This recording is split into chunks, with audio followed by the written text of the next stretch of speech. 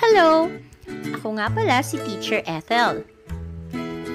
Welcome sa aking EPP class. Handa na ba kayo sa panibagong aralin? Bago yan, huwag kalimutang mag-subscribe, hit the notification button para lagi kayong updated. I-like, share, at mag-comment na rin sa aking mga video lessons. Narito ang paksa sa araw na ito. Tara, let's learn and have some fun. Let's go!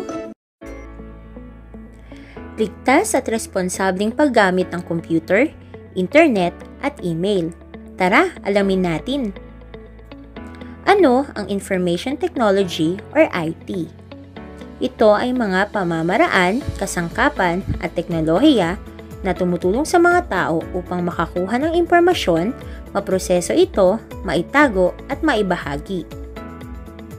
Itinuturing din itong sining at agham ng pagtatala o recording, pag-iingat or storage, pagsasaayos or organizing, pakikipagpalitan or exchange, at pagpapalaganap ng impormasyon or information dissemination. Ano naman ang Information and Communication Technology? Ito ay tumutukoy sa iba't ibang uri ng teknolohiya na ginagamit sa komunikasyon upang magproseso, mag-imbak, lumikha at magbahagi ng mga impormasyon. Ilan sa mga ICT devices ay computer, laptop, iPad or tablet, TV, cellphone, at radio.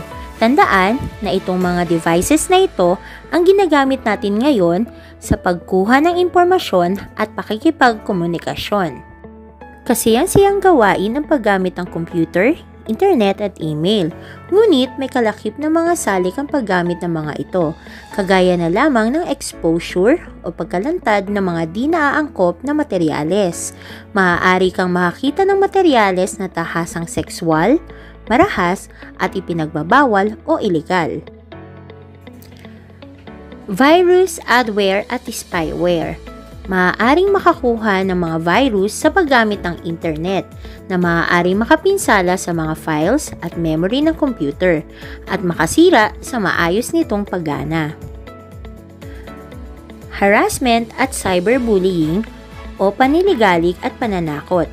Maaari ka ring makaranas ng cyberbullying o malagay sa peligro dahil sa pakikipag-ugnayan sa mga hindi kilala. At ang huli ay ang identity theft o pagnanakaw ng pagkakakilanlan. Ang naibahagi mong personal na impormasyon ay gagamitin ng ibang tao sa paggawa ng krimen. Maaari ding makuha ang impormasyon na hindi mo nalalaman o binibigyang pahintulot. Ito ay tinatawag na identity theft o fraud. Ang ilan sa mga kasiyasiya at tamang pamamaraan sa paggamit ng computer, internet at email ay ang mga sumusunod.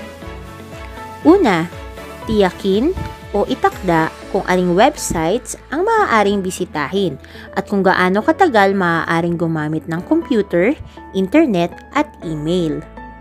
Ikalawa, magpa-install o magpalagay ng Internet Content Filter. Magagamit ito upang ang kapaki-pakinabang na nilalaman lamang ang mababasa at maida-download gamit ang internet. At ang huli, makipag-ugnayan lamang sa mga kakilala o kaibigan tuwing online. Sundin ang tamang gabay na itinakda sa paggamit ng social networking, instant messaging, email, online gaming at webcam. Tandaan, dapat maging ligtas at kapaki-pakinabang sa lahat ang paggamit ng kagamitan at pasilidad sa Information and Communication Technology or ICT, katulad ng computer, internet, at email. Mas magiging kasiyasiya ang paggamit ng mga ito kung may kaakibat na responsibilidad at pag-iingat. Iwasang magbigay ng anumang personal na impormasyon tungkol sa iyo o sa ibang tao, katulad na lamang ng address ng tirahan o numero ng telepono. Sana'y may natutunan kayo sa aralin natin sa araw na ito. See you in class! Bye!